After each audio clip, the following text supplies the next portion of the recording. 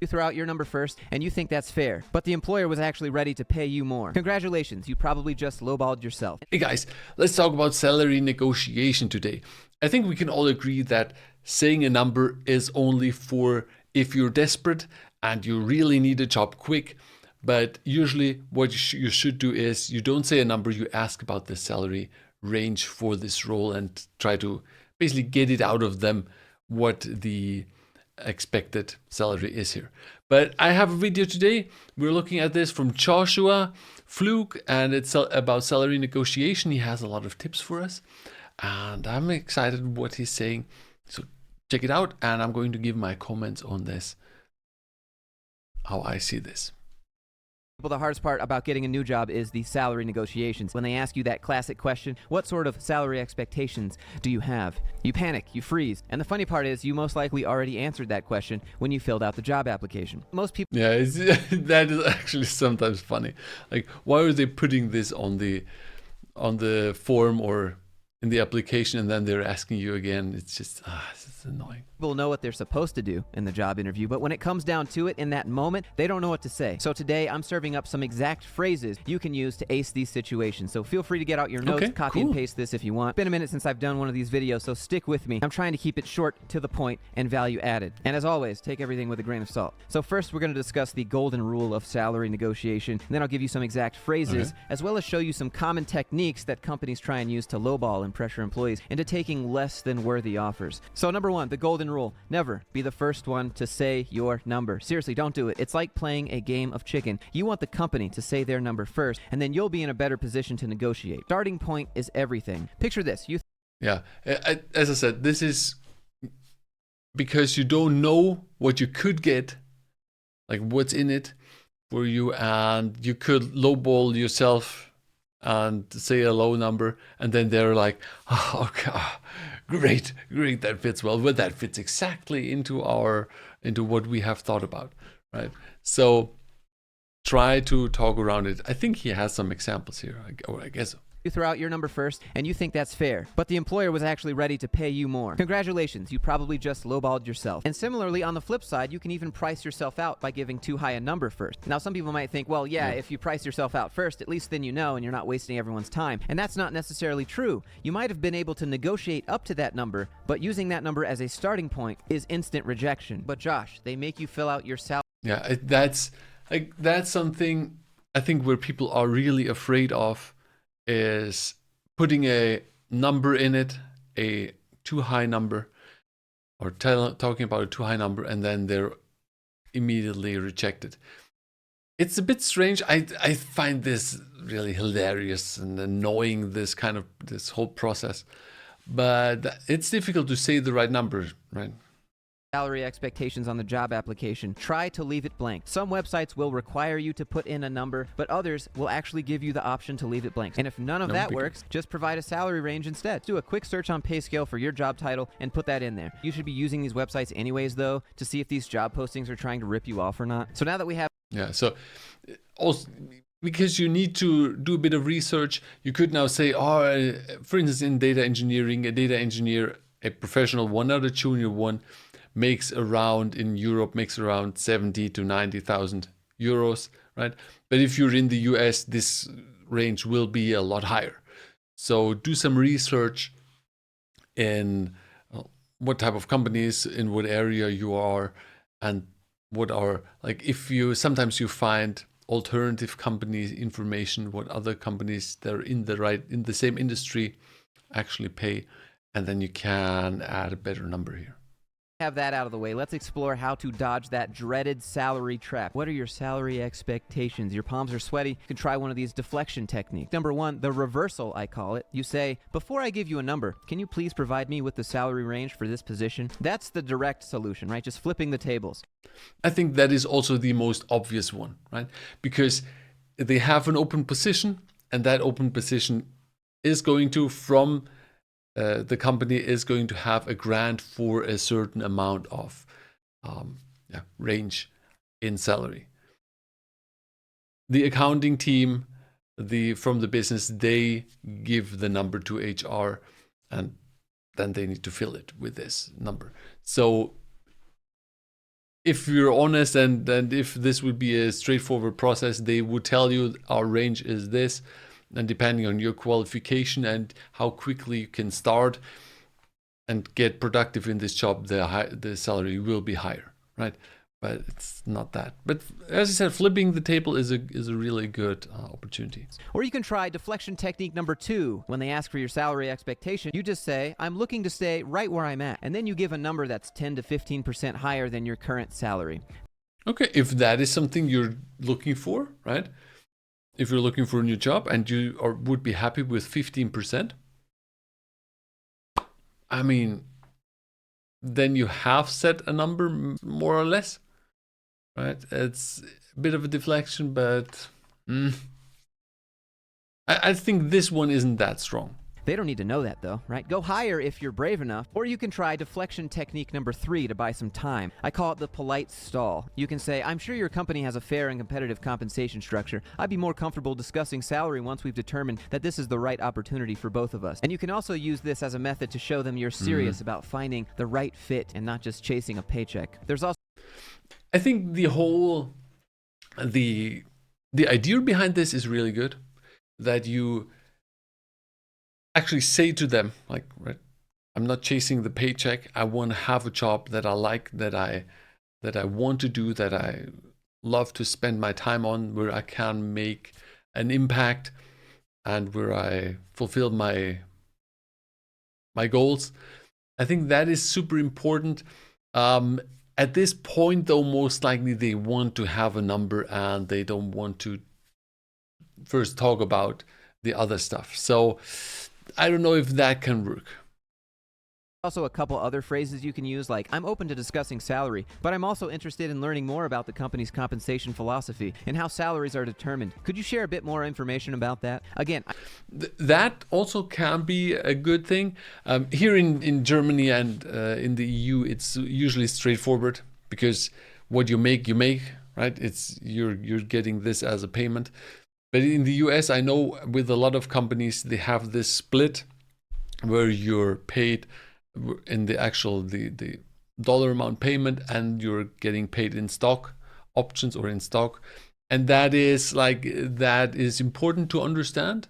So you could deflect this way first, but it will come back again to the number.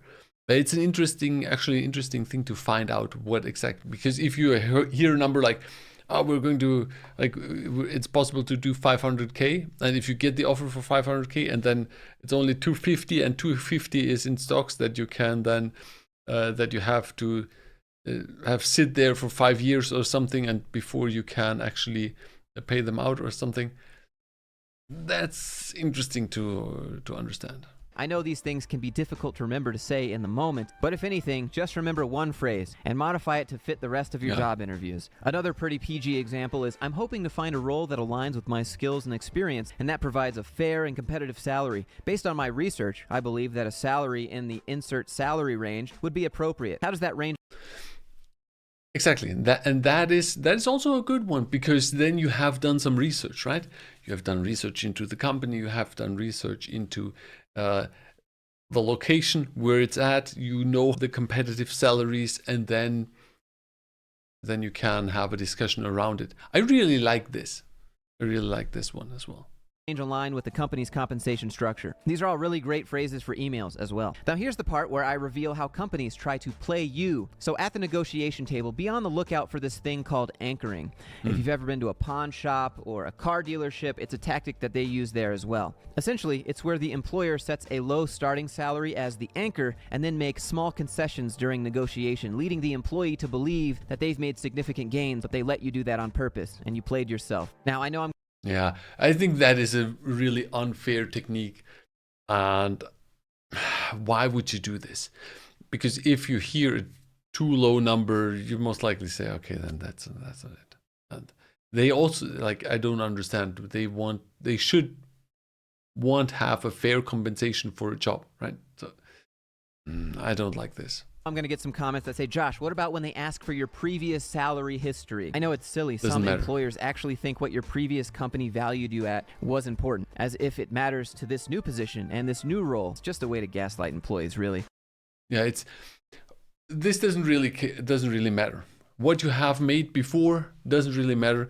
You are going to do a different job at a different company.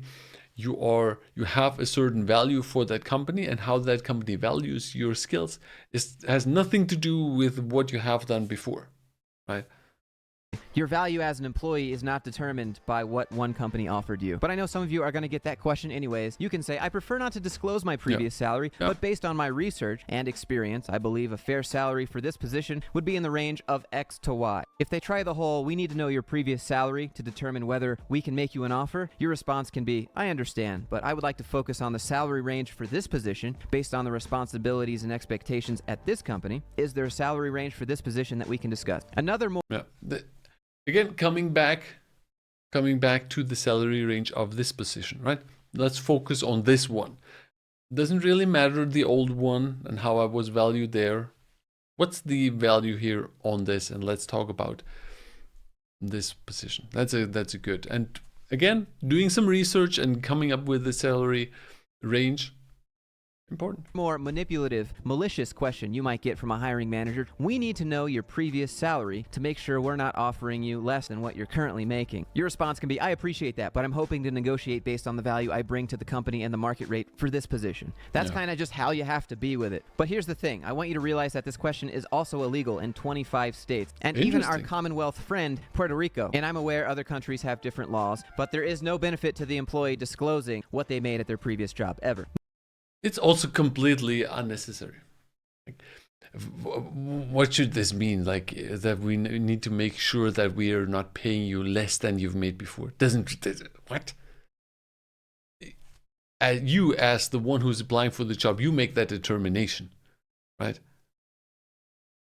Next, I'm going to tell you about some slimy things that companies can do to pressure employees into signing the job offer quicker than they would want to. For example, they may create a sense of urgency by implying that the offer won't be available for that long or that other candidates are being considered. This is all part of the game for them. In addition to creating a sense of urgency, companies may also offer incentives. This can include bonuses, stock options, or other perks that are only available if the employee signs the offer quickly. Another way they can pressure... I mean, you have to see this. I think you have to see this from two sides, right? From the person of getting the job or trying to get the job, yes, you want to sign, but maybe you have other offers that you want to look at. So it's annoying if they say you need to sign quickly, where you could counter, like, if is a week okay or something, right? I mean, it doesn't need to be tomorrow. If it's tomorrow and if it's too short, it's like very strange. I would say it's very strange.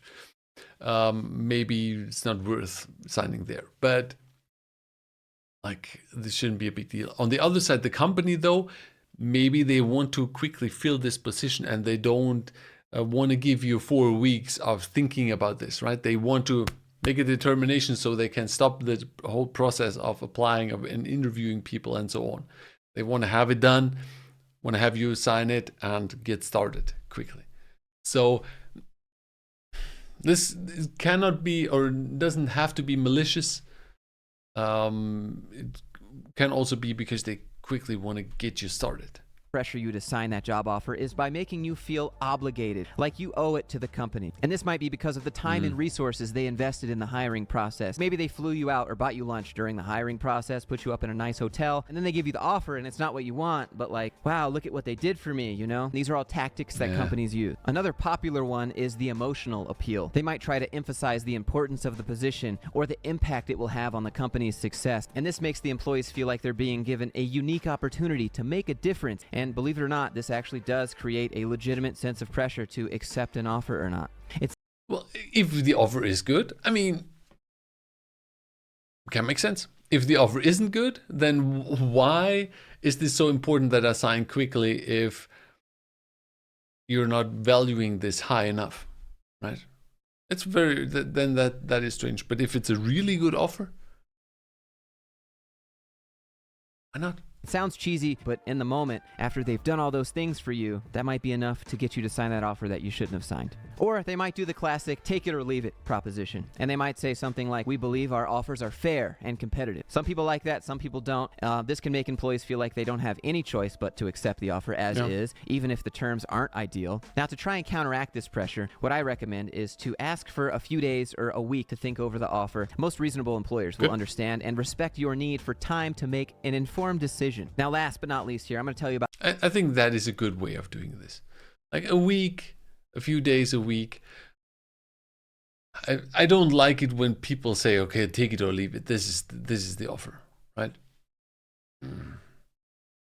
Difficult.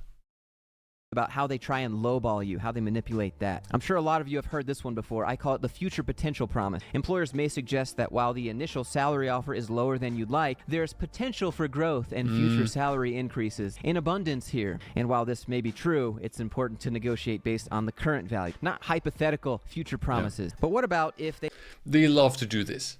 They love to do this, and then it takes forever to get a raise. You need to, it needs to fit now. You have to...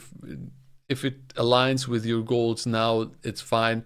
Don't just because you're never sure when this is. Except this is actually in the contract, right?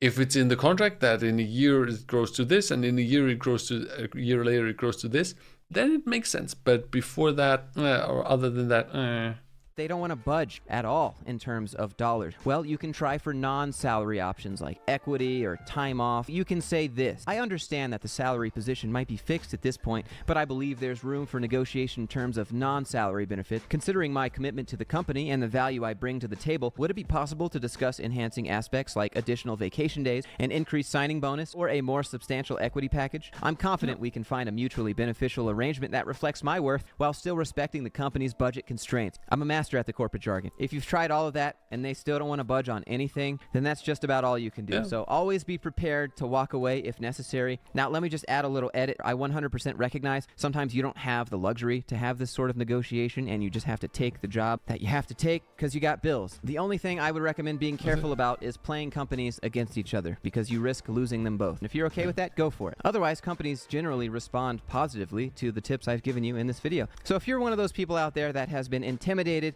by the salary negotiation and you just don't know what the right words to use are, well, I hope this video has been valuable to you. It's something different for me and I quite enjoyed it. And if you did as well, click that like button, click that subscribe button, leave a comment, let me know what you think. Let me know if there are other topics you'd like me to cover when it comes to negotiations or applying to jobs. Email, Discord, Instagram. Again, if this video helped you, maybe consider supporting the channel. I have a Patreon down in the description. If you're interested, you can check that out. Having said all that, I hope everyone's doing well and I'll see you in the next one. Yeah, I think that was a good video. Remember these phrases, work on these phrases. Yes, he really nailed down the corporate jargon, right?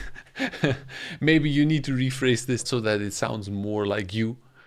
But I think the overall way of talking about this, that is important. Like, do research. What is the salary range for this industry, for these kind of companies, for the location that I'm applying for? That is important. And then try to not say a number, try to get it out of them, like what is the salary range for this? And then from this point on, you can then expect an offer, and then maybe that you then can negotiate a bit more out of it. But also this way, you know if they're going to at least get close to what you are, right? Or where you want to be. That's the right way. Okay. As I said, this was a cool video. Let's quickly go here. Let's hit a like and let's subscribe.